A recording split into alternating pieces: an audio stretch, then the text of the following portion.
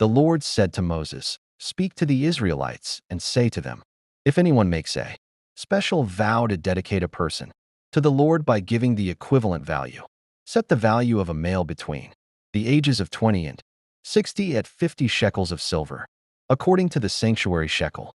For a female, set her value at 30 shekels. For a person between the ages of 5 and 20, set the value of a male at 20 shekels and of a female at 10 shekels. For a person between 1 month and 5 years, set the value of a male at 5 shekels of silver, and that of a female at 3 shekels of silver. For a person 60 years old or more, set the value of a male at 15 shekels and of a female at 10 shekels. If anyone making the vow is too poor to pay the specified amount, the person being dedicated is to be presented to the priest, who will set the value according to what the one making the vow can afford. If what they vowed is an animal that is acceptable as an offering to the Lord, such an animal given to the Lord becomes holy. They must not exchange it or substitute a good one for a bad one, or a bad one for a good one. If they should substitute one animal for another, both it and the substitute become holy. If what they vowed is a ceremonially unclean animal, one that is not acceptable as an offering to the Lord, the animal must be presented to the priest, who will judge its quality as good or bad. Whatever value the priest then sets, that is what it will be. If the owner wishes to redeem the animal, a fifth must be added to its value. If anyone dedicates their house as something holy to the Lord, the priest will judge its quality as good or bad. Whatever value the priest then sets, so it will remain. If the one who dedicates their house wishes to redeem it, they must add a fifth to its value, and the house will again become theirs.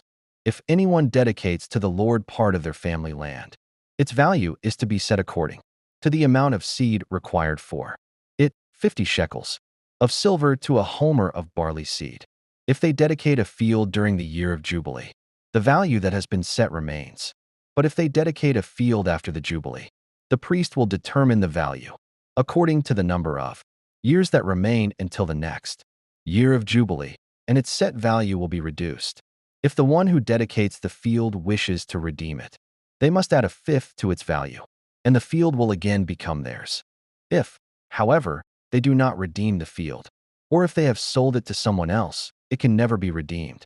When the field is released in the Jubilee, it will become holy, like a field devoted to the Lord. It will become priestly property.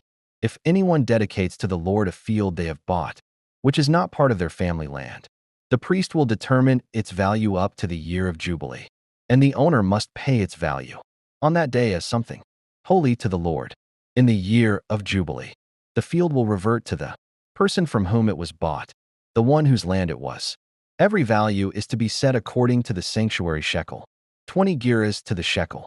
No one, however, may dedicate the firstborn of an animal, since the firstborn already belongs to the Lord. Whether an ox or a sheep, it is the Lord's. If it is one of the unclean animals, it may be bought back at its set value, adding a fifth of the value to it.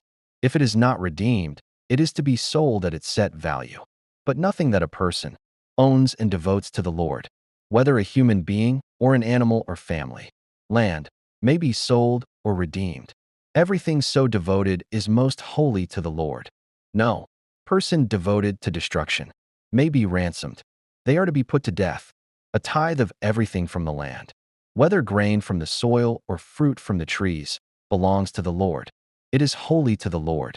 Whoever would redeem any of their tithe must add a fifth of the value to it. Every tithe of the herd and flock, every 10th animal that passes under the shepherd's rod, will be holy to the Lord. No one may pick out the good from the bad or make any substitution. If anyone does make a substitution, both the animal and its substitute become holy and cannot be redeemed. These are the commands the Lord gave Moses at Mount Sinai for the Israelites,